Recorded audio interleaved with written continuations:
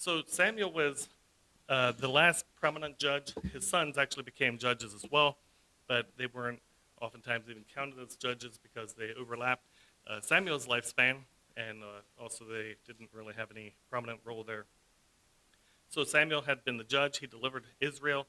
He was a good man. He was well respected, but of course, people wanted a king. And we're going to begin here in chapter 8, and that's where the story picks up. And I'm going to be reading here from the Septuagint, 1 Kings chapter 8. Now, when Samuel was old, he made his sons judges over Israel. And maybe I'll just break in here. It's interesting if you look at the chronology that Samuel was not very old. He was probably about 50 years old, and he actually lived after this about 60 years. So while it says he was old, there might be something else going on here. If you back up just a few verses to chapter 7, the last two verses, it says in verse 16, he went yearly on a circuit to Bethel, Gilgal, and Mizpah, and he judged Israel in all those holy places. So it sounds like had been if you will, a circuit riding judge, right? He went around every year to this whole series of places and returned home to Ramah. And as we'll see later in chapter 9 or 10, we're going to come to it, where the people were now going to Samuel's house to be judged. So he either became too old to travel, or maybe he was ill or something. In any case, he wasn't going on his circuit anymore. And probably when that happened is when he made his sons judges. And maybe the people thought he was dying. I don't know. But they wanted him to make a king before he died. They said that you're old. Now, when Samuel was old, he made his sons judges over Israel. And these were the names of his sons. The firstborn was Joel, and the name of his second, Abijah. They were judges in Beersheba. But his sons did not walk in his ways. They turned aside after dishonest gain, took bribes, and perverted justice. Then all the men of Israel gathered and came to Samuel at Ramah and said to him, "Look, you have become old, and your sons do not walk in your ways. Now establish a king for us to judge us like all the rest of the nations." So why did they want a king? Anybody? Okay, so we're going to handle that after a little bit. All right, but this was evil in the eyes of Samuel when they said, "Give us a king to judge us." So Samuel prayed to the Lord, and the Lord said to Samuel, "Heed the voice of the people, and whatever they might do, for they have not rejected you, but rather they have rejected me, to bring to naught my judgment over them. In everything they did to me, since the day I brought them up from Egypt, even to this day, they have forsaken me and have served other gods. So too they are doing this to you. Now listen to their voice. Only you shall testify solemnly to them and announce to them the custom of the king who will reign over them." So Samuel spoke all the words of the Lord to the people who asked him for a king. And he said, "This will be the custom of the king who shall reign over you. He will take your sons and put them in his chariots, and among his horsemen, and running before his chariots, and for himself he will appoint them as captains over his thousands and captains over his hundreds, and to harvest his crop and gather his vintage, and to make his weapons of war and instruments for his chariots. He will take your daughters to be perfumers, cooks, and bakers, and he will take the best of your fields, your vineyards, and your olive groves, and give them to his servants. He will take a tenth of your grain and your vintage, and give it to the eunuchs and servants. And he will take your male servants, your female servants, your finest cattle, and your donkeys, and take a tenth of them for his work. He will take a tenth of your sheep, and you will be his servants. Then in that day you will cry out before your king, whom you chose for yourselves, and the Lord will not hear you in those days, because you chose a king for yourselves." So the question comes up pretty obviously, was it wrong for Israel to have a king? So obviously, the people here are asking for a king, and Samuel is distressed about it. He talks to the Lord. The Lord says, "They're rejecting me." So the question is, was it wrong for Israel to have a king?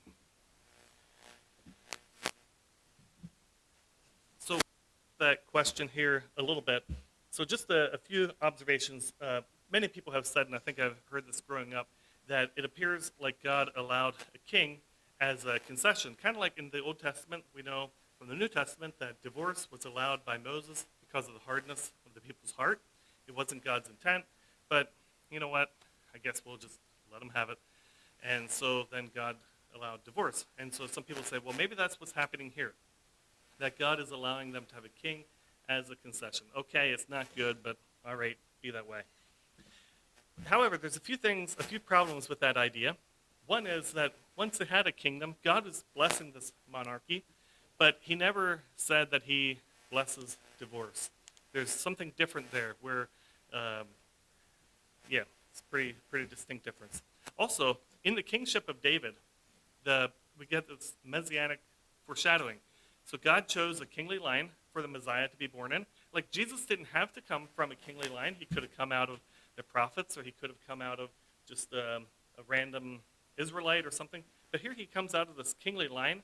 Like, it's a little strange if they're not supposed to have kings, and if this is evil, that Jesus would be coming out of that line. And then from David to the time of Jesus, that goes through the exiles to the foreign nations and the whole return, and for about 1,000 years, this lineage, this DNA from David, follows to the time of Jesus. And then in the New Testament, Jesus is referred to 10 times as the son of David. So when Jesus is called the son of David, this is maybe a little rabbit trail here, but if somebody is called the son of David in the time of Jesus, it meant something more than he was your great-grandpa. This is many generations removed, but they were looking forward to a son of David to come to be the Messiah. Okay? If I refer to you by calling you the son of your father or your great-great-great-great-grandfather or something like that, it doesn't have that kind of significance because we're not looking for a Messiah figure to come. But they were. And in fact, when Jesus is on the scene, some of the people said, could this be the son of David? And so they're looking for Messiah. Again, if it's wrong for them to have a king, it's very odd that Jesus would then come from that kingly line, which is given in a good sense, not in a bad sense. It's a blessing, not a curse. So that all of these things would indicate that having a king doesn't seem to be a concession, kind of like divorce was. So kingship is largely portrayed favorably. In Genesis 17, when God first called Abram to come out of, it's a few chapters later, but when God called Abram to come out of the land of the Chaldeans, God said to him, I will make you exceedingly fruitful, and I will make nations of you, and kings shall come from you. Is that a good thing or a bad thing? It surely sounds like a blessing. And then, in the same chapter, God blessed Sarah and said, I will bless her, and also give you a son by her, and I will bless him, the son, and he shall become nations, and kings of people shall come from him. Again, it's portrayed favorably as a positive characteristic. And then their grandson, Jacob, the Lord said, I am your God, increase and multiply. A company of nations shall proceed from you, and kings shall come from your body. All of these given as blessings and not curses. And then as Jacob was giving his blessing to his sons, he blessed Judah and said, the scepter shall not depart from Judah, nor a lawgiver from his loins until Shiloh comes, and to him shall be the expectation of the nations. And the scepter and the lawgiver are references to royalty, to a king. All right, and then there's a greater context around that. Some of the preceding and following verses also give the same idea. And then there's more that we won't look at. We won't look up these verses, but Balaam's prophecy speaks of royalty. In Ruth's blessing, there is a reference to that as well. She has a genealogy that's recorded in the last verses of Ruth. And then also in Chronicles, we have a genealogy too. So it's very easy for us to come to genealogies and entirely skip over them. If you look at these genealogies, the one in First Chronicles, chapters 1 through 9, is the longest genealogical section in Scripture. Be a great thing to look at sometime. But in this section, you can see that it's following and progressing towards a king, and it leads up to David and so on. And the same thing is actually true there of Ruth as well. It gives the genealogy there of Ruth from her to David. And then in the Psalms, we have all kinds of things referring to royalty and kingship. So all these things would seem to indicate that God thinks well of kingship. But if that's true, then why does it sound so disfavorable here in this passage that we read in 1 Samuel chapter 8? And I think that what we need to do first is ask the question, what was kingship supposed to look like? Okay, so if kingship is as God intended it to be, what does that mean? If you think of a contemporary example of the United States, we don't have kings, but we have president. And, there's a lot of negativity about the presidency, and it's pretty obvious why. But you need to ask, what was it supposed to be? And to know that, you need to go back to the Constitution and say, this is what it was supposed to be. Now we can say that was good, if it was good or whatever, and measure it by what the intent was, and then we can just say that that's not what we have today. So if you back up to Deuteronomy, the Lord gives instructions in Deuteronomy for when they have a king. And I think this is fascinating because they didn't have a king, and they were under Moses at that time. They were centuries away from David, or even from Saul. They were centuries away from this time, and God said, if you enter the land the Lord your God is giving you as an inheritance, and you inherit it and dwell in it, and say, I will set a ruler over me, like the remaining nations around me, you shall surely set a ruler over you, whom the Lord your God chooses. One from among your brethren you shall set as a ruler over yourself. You cannot set a foreigner over yourself, because he is not your brother. Wherefore he shall not multiply a cavalry for himself, nor cause the people to return to Egypt. For the Lord said to you, you shall not return that way again. Neither shall he multiply wives for himself, lest his heart be changed. Nor shall he greatly multiply silver and gold for himself. And it shall be, when he sits on the throne of his rule, that he shall write for himself a copy of this second law in a book from the one before the priests, the Levites. And it shall be with him, and he shall read it all the days of his life, that he may learn to fear the Lord his God, and be careful to observe all these commandments and ordinances, that his heart may not be lifted up above his brethren, that he may not turn aside from the commandment to the right hand or to the left, and may prolong his rule, he and his sons among the sons of Israel. So now we have a little clue of what God intended for a king to look like. It's one whom the Lord chooses. It's of their own people. And then it says he's not supposed to multiply his cavalry. That means he's not supposed to spend a lot of time even thinking about making his army bigger. Whatever they have for an army, okay, that's fine. Don't even waste time with that. They're not supposed to go back to Egypt. They're not supposed to multiply wives to themselves. And maybe just looking at that, why is it that this is a problem with kings? Why is it that kings oftentimes would get more wives than other people? Anyone know the answer to that? I mean, it could be anybody, right? And sometimes there were other people that, got other wives. But why was it kings that would do this? Okay. Go ahead.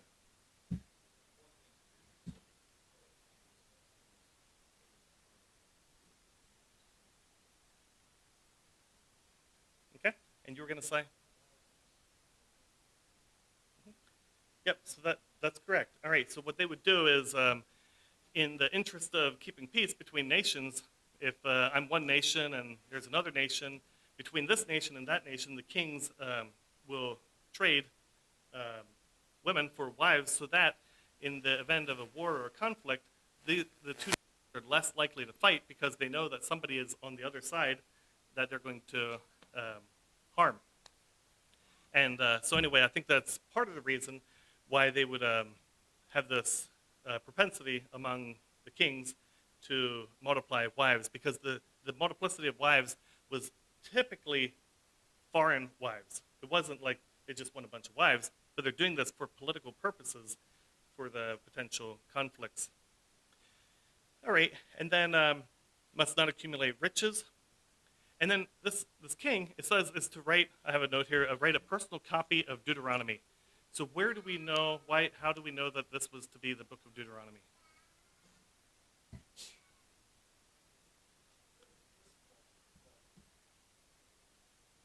If you look in verse 18, that's right. It says in verse 18 that he shall write for himself a copy of this second law in a book. Okay, so the second law, the word deutero, is second. Number 2, deutero. And then nomos is law. The word Deuteronomy means second law. And he shall write a copy of the second law. He shall write a copy of Deuteronomy. And so this is actually written in Deuteronomy, chapter 17. So when he is writing this law, he's actually writing the same thing that he's supposed to write, a law. Anyway, so he's supposed to write a personal copy of the book of Deuteronomy. It also says in that same verse 18, it says, also it shall be when he sits on the throne of his rule. So I'm not a Semitic linguist, but the Hebrew scholars understand that when it says that when he sits on the throne of his rule, it means when he ascends to rule, like when he becomes the king, not only while he is king, but when he becomes the king. At the beginning of his rule, this is like the first business that he's supposed to do. He's supposed to write for himself a copy of the second law. All right, and then he's to keep this copy with him, and he's supposed to read it daily. So every day he is supposed to spend time reading the book of giving of the second law, so that he would fear the Lord. So this king is supposed to be somebody who fears the Lord and observes all of his commands, so that he remains humble and doesn't raise himself up to be greater than his brothers. So it says that his heart may not be lifted up above his brethren. So this is not a picture of what you might think of as a typical king. When you think of a king, at least even in our contemporary times, the king is usually the commander of the military. In the United States, we have the president's one title is the commander-in-chief. He's the one who runs the military. And the same thing is true in every war. If there's ever a war, if it's Putin's war, if it's Ukraine's war, it's always the top leader who runs the military. And so a few things about that. One is he's not supposed to multiply his cavalry. He's not supposed to increase his weapons, and so on. All right. Moving on from that, let's just think about those qualifications of what this kingship is supposed to look like. Does that sound like the kind of king that Israel was requesting? And then how do we know? So I think the first answer is pretty obvious. I mean, at least we know that that's not what he turned out to be. But how do we know, even before we read the record of Saul's life, of what he was going to be? We kind of have a pretty good clue from Samuel, because Samuel told them what he's going to be like. So Samuel said, all right, you want a king. So this is what's going to happen. He's going to take your sons for his military. And he's going to take your children to tend his farms and to manufacture weapons and to make his food. Now, when it says make his food, it's not talking about having somebody to make lunch for him or something like that. It's talking about supplying the military. He's going to build up a military. He's going to be manufacturing weapons. And when it says to tend his farms, that's because they're farming for the king's military. And then he's going to confiscate your best possessions, and he's going to tax you, and so on. Does that sound like the qualifications of a king? Not at all.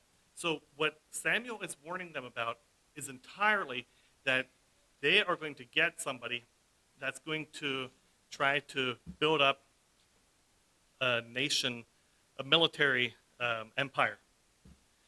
So what would a good king look like? So we have in Deuteronomy the Shema. And if you're not aware of this, you can learn today.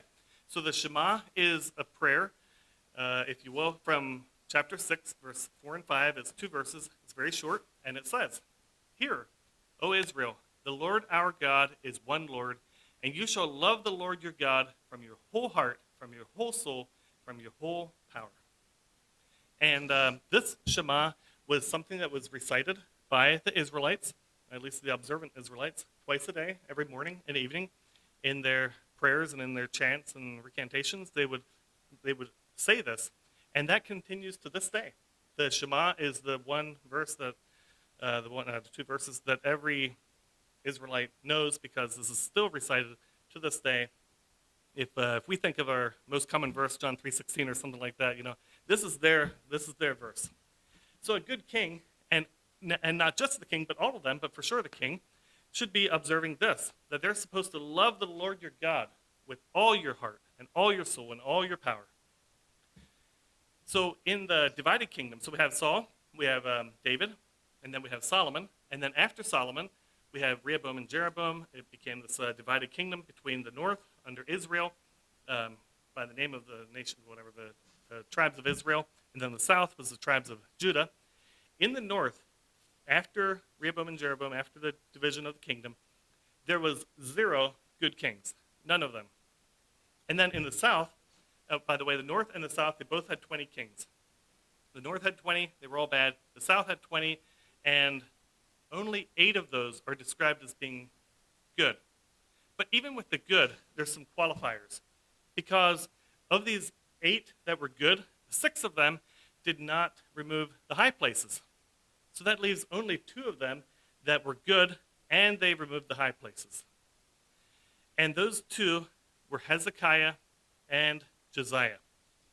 So these are good names. Hezekiah and Josiah are good kings and very rare among the people. So Hezekiah, this is the commentary.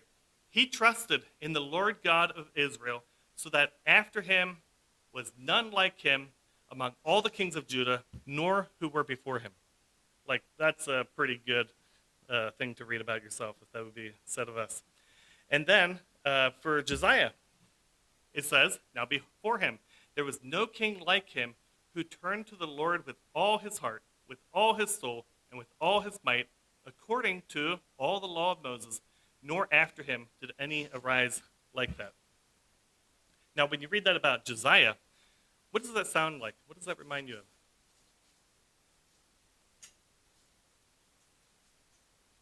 Yeah, Deuteronomy 6, where the Shema is given. It says that there wasn't anybody like him who loved the Lord with all his heart and soul and all his might. So that's what a good king should look like.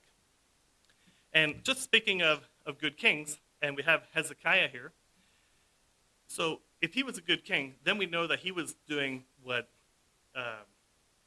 they were intended to do, these qualifications for a king. That means that he was not expanding his army. He was not recruiting all these soldiers. He was not taking their servants to fight in his military. So then what did he have for a military? Hezekiah, the story there in the Kings, in Hezekiah's account is where this Assyrian king, Sennacherib, came against Israel. I'm not going to look at that here right now, but if you recall the story, Sennacherib sends a letter to Hezekiah and says, we're coming to fight, but don't even try to, fight back. Just surrender, because nobody stands up to us. And Hezekiah is fearful for his nation, and he takes this letter and he presents it to the Lord, and he's like, what are we supposed to do? They talk to the prophet, and all these things go on. And then what happened to the Assyrian king and military? The story, you might recall.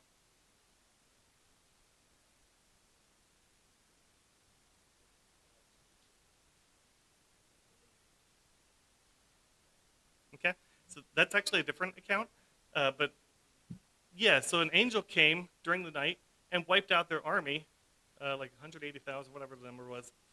And there was 0 fighting that went on.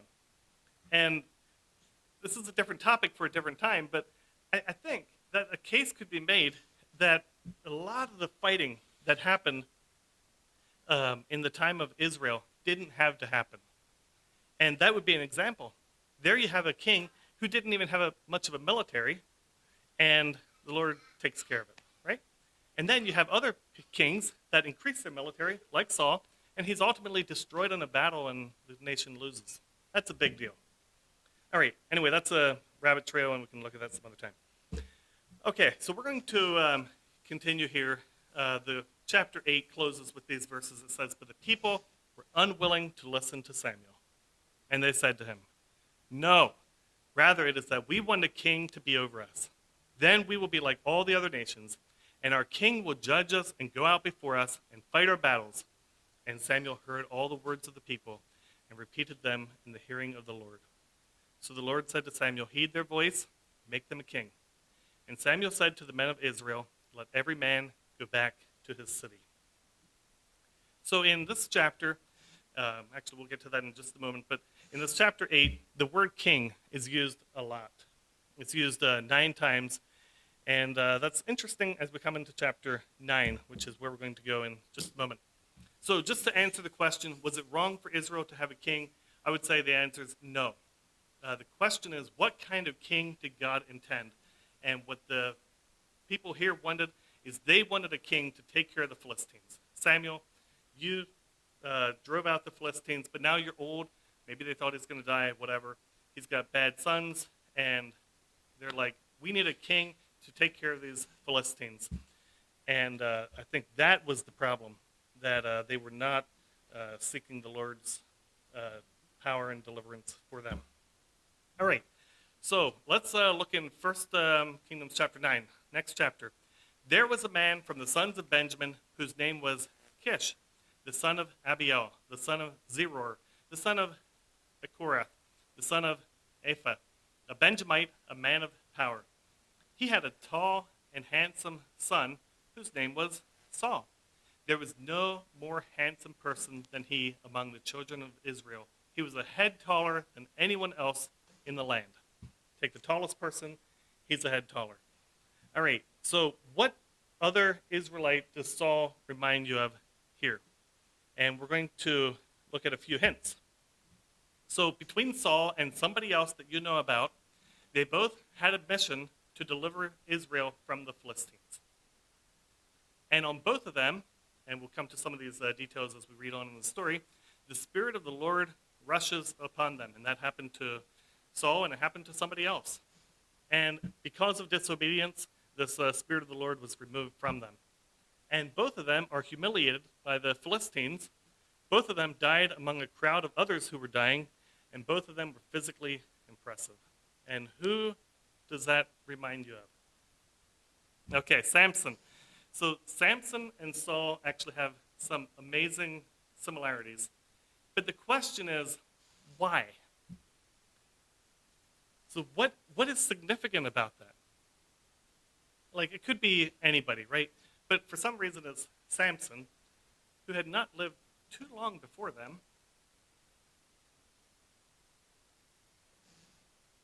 Any thoughts about that? So just one clue. Samson was a judge, right? And they're coming out of the time of the judges. And they're like, we're tired of this. We don't want what we've had for all this time in the past. We want something different. We need a king. And Samson was just behind them.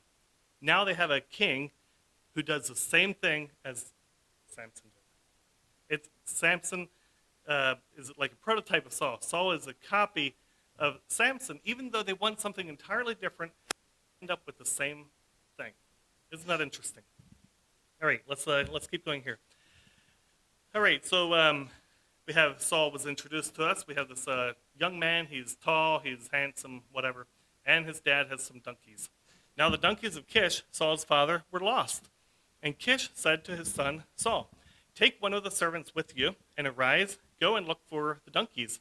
So they passed through the mountain of Ephraim, and through the land of Shalisha, but they did not find them. Then they passed through the land of Shalem, and they were not there. Then he passed through the land of the Benjamites, but they did not find them. When they had come to the land of Zuph, Saul says to his servant who was with him, "Come, let us return, or my father will stop worrying about the donkeys and become worried about us."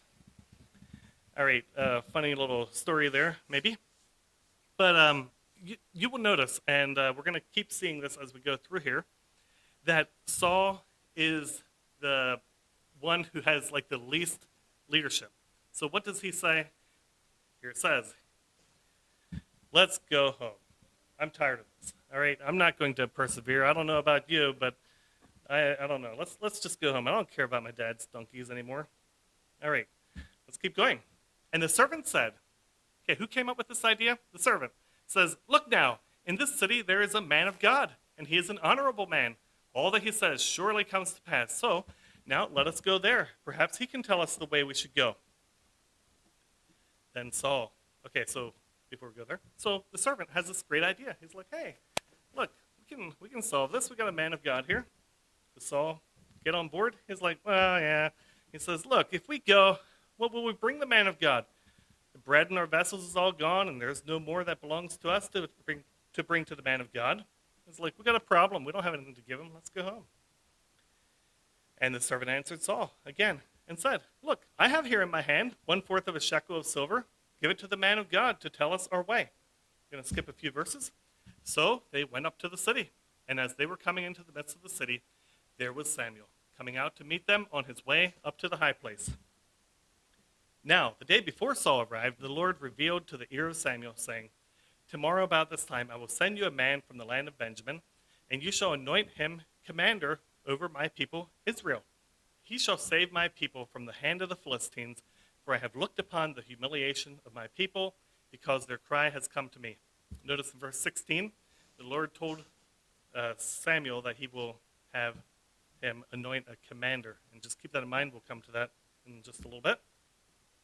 So when Samuel saw Saul, the Lord said to him, "There he is, the man whom I spoke to you. This one shall rule over my people." And there we have another phrase, "shall rule over my people." We'll come to that. Then Saul approached Samuel in the midst of the city and said, "Please tell me, where is the seer's house?" Actually, Saul, now that they're there, he's like, where is he? And Samuel answered Saul and said, "I am he. Go up before me to the high place and eat with me today, and in the morning, before I send you forth, I will tell you all that is in your heart. But as for your donkeys lost 3 days ago, do not let your heart be anxious about them, for they have been found. And to whom is the beauty of Israel? Is it not on you and on your father's house?" Then Saul answered and said, "Am I not a son of Benjamin, of the smallest branch of the tribes of Israel, and my family the least of all the tribes of the branch of Benjamin? Why then do you speak to me like this?" Now Samuel took Saul and his servant and brought them into the hall, and he set a place for them among the chief of those who were called, about 70 men. And Samuel said to the cook, "Bring the portion I gave you, which I told you to set beside you." So the cook lifted up the thigh and set it before Saul. Then Samuel said to Saul, "Behold, a remnant is set before you. Eat, because it is placed in front of you as a testimony to the others. Take of it." On that day, Saul ate with Samuel. Interesting story. So they got a group of 70 people together, about 70, and among them, Saul and Samuel, and there's a cook. And in advance, Samuel had told the cook, "Hey, keep this special little thigh here, and we're going to give that to Saul specifically." And so now, in the presence of all of them, so that all the others would see, it says there, they gave this, "Behold, a remnant is set before you. Eat, because it's placed in front of you as a testimony to the others." There's something special about this man. We're going to give him some special meat, and that's going to be significant. When they had come down from the high place into the city, they spread a bed for Saul on the housetop. He slept. As the morning dawned, Samuel called to Saul on the housetop, saying, "Rise up, that I may send you on your way." Remember we were talking about how Saul doesn't take the initiative for anything? It's actually Samuel that needs to get him out of bed in the morning. It's exactly what happened here. And Saul arose, and he and Samuel went outside. As they were going down to the outskirts of the city, Samuel said to Saul, "Tell the servant to go on ahead of us, but you stand here today and give heed to the word of God." All right, so I had mentioned this earlier, that in chapter 8, we have the word king used 9 times. That's the chapter where the people are saying, we want a king. And Samuel goes before the Lord and so on about this. In chapter 9, which is what we just read, the language is different. And we read here in verse 16 that, that the Lord said to Samuel that you shall anoint, he didn't say anoint a king. He uses a different word here. He says you can anoint a commander. Because kings are supposed to be good people. And I think that there's something significant that God didn't say anoint a king. He says anoint a commander. And a commander is a different kind of person. So the king, as they were intended to be, is going to be a godly person who writes the scriptures and reads the scriptures and fears the Lord, and he's humble and all these things. And God says to Samuel, you're going to be anointing a commander. That's like a ruler, or it's probably in a military thought here. And he's going to save the people from the hand of the Philistines. And then the following verse, Samuel introduced, or actually the Lord said to Samuel, that this is the one who shall rule over my people. Different language from saying, this is your king. It's like he's a commander. He's going to be the one to rule. Anyway, that's interesting. Okay, so we're going to go on into the next chapter.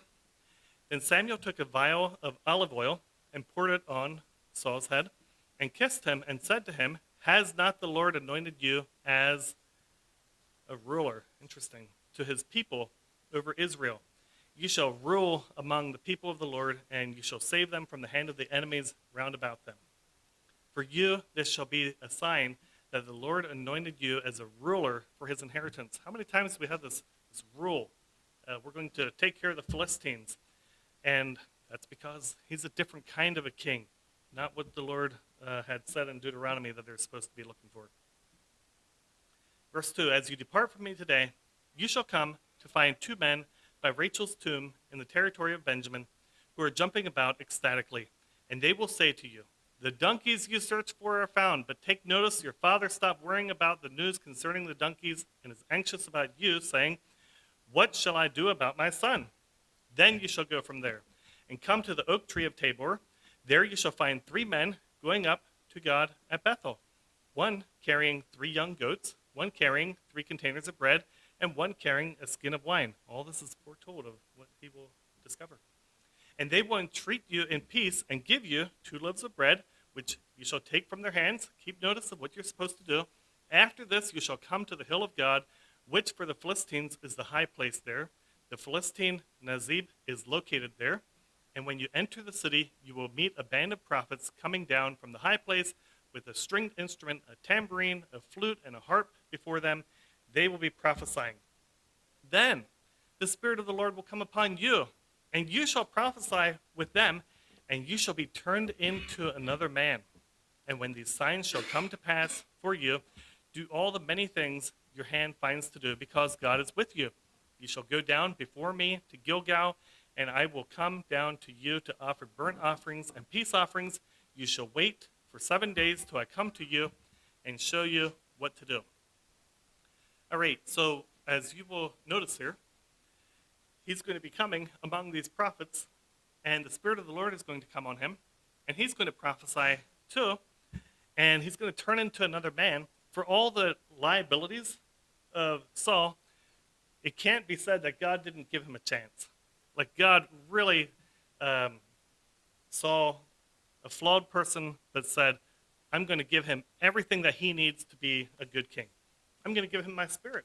I'm going to give him the presence of all these prophets. I'm going to tell him what to do. And it can't be said that Saul didn't have opportunity. And he had a prophet who tells him what's going to happen.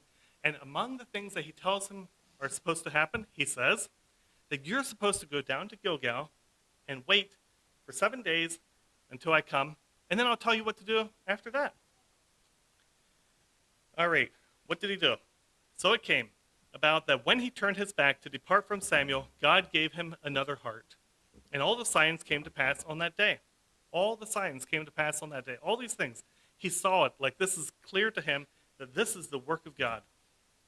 And he came there to the hill, and behold, there was a band of prophets opposite him, and the Spirit of God came upon him, and he prophesied in the midst of them. It came about that all those who had seen him previously saw it, and behold, he was in the midst of the prophets. And the people said, each one of his neighbor, what is this that has happened to the son of Kish? Is Saul also among the prophets? And one of them answered and said, but who is his father? Therefore it became a proverb, truly even Saul is among the prophets. And he finished prophesying and came to the hill. Then his kinsman said to him and his servant, where did you go? So he said, to look for the donkeys. We saw they were lost. We went to Samuel. And the kinsman said to Saul, what did Samuel say to you? So Saul said to his kinsman, in his explaining, he told me where the donkeys were found. But he did not tell him the matter of the kingdom. Then Samuel proclaimed to all the people in the presence of the Lord at Mizpah, and to the sons of Israel, he said, thus says the Lord God of Israel, I brought the sons of Israel up from Egypt and delivered you from the hand of Pharaoh, king of Egypt, and from all the kingdoms that oppressed you. But today you rejected God, who himself is your Savior from all your adversaries and tribulations. And you said to him, no, set a king over us. Therefore now stand before the Lord according to your tribes and according to your families. Then Samuel brought near all the tribes of Israel, and by lot the tribe of Benjamin was chosen. And he brought near the tribe of Benjamin by families, and by lot the family of Matri was chosen. And the men of the family of Matri came near, and by lot Saul, the son of Kish, was chosen. Got something wrong there. Go down to about the fourth or fifth line. But when Samuel sought him, he could not be found. Verse 22.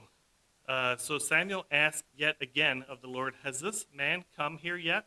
And the Lord answered, look, he is there hidden among the equipment. So they ran and brought him from there. And when Saul stood among the people, he was a head taller than all the other people. Then Samuel said to all the people, do you see whom the Lord has chosen for himself, that there is no one like him among all of you? All the people recognized and understood and said, long live the king. So who used the word king here?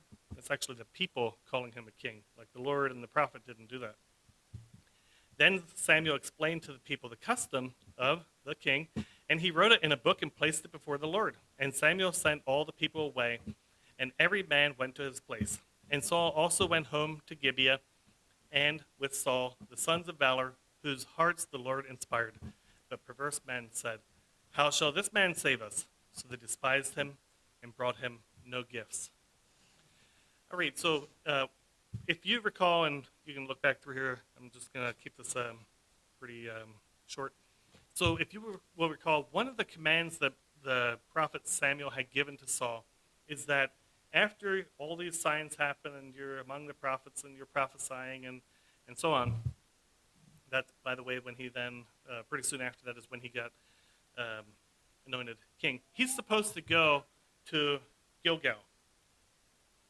But here it says in verse 26 that he went home to Gibeah.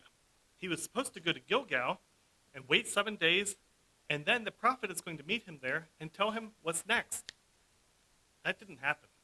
So after he is among the prophets and he's prophesying and he gets anointed, then actually they're going to anoint him and he's nowhere around. They had to search him out. They find him hiding, and finally they get him anointed, and then he went home. He went home to Gibeah, it says in verse 26, instead of going to Gilgal like he was supposed to. And people are saying, how shall this man save us? It says it's perverse men, and obviously these people had no confidence in him. Probably they should have been more godlike, where even God gave him, great opportunity. But it's understandable why they would, probably not have very much confidence there. Yeah, all right. So that actually concludes the passage that we're going to look at there. I think basically we see what happens when people follow their own way. You can see that in the life of the nation as a whole, where they want to have a king who is going to deliver them. It was a rejection, God said, of himself, and they end up with this king who has no, seemingly very little, if any, fear of God. And when we continue on at another time, we're going to notice that you know, among the people of God, even among Israel, there's going to be some who are like really on fire for the Lord, and there's others who are, whatever, just coasting along. But in the case of Saul, it doesn't appear like he was either of these. We don't have that in this passage. We'll look at this at a later point. But besides the two groups that I mentioned, those who are really on fire for the Lord and those who are just coasting along and so on, there would be another class of people, and those are they who do not even worship the Lord at all, who are not followers of Yahweh. And I think this is something that we can make a strong case for coming up, that that Saul was not a Yahwist. He was not a follower of Yahweh. He was actually somebody who was serving other gods, he was of a different religion, if you will. And of course, Samuel probably knew this. The Lord knew this, and yet the people were getting what they asked for in looking for a commander to lead them. And then as we continue, we will also see how it turned out for not only for the nation, but for Saul personally, with his shallow character and so on. All right, I think we'll close with that.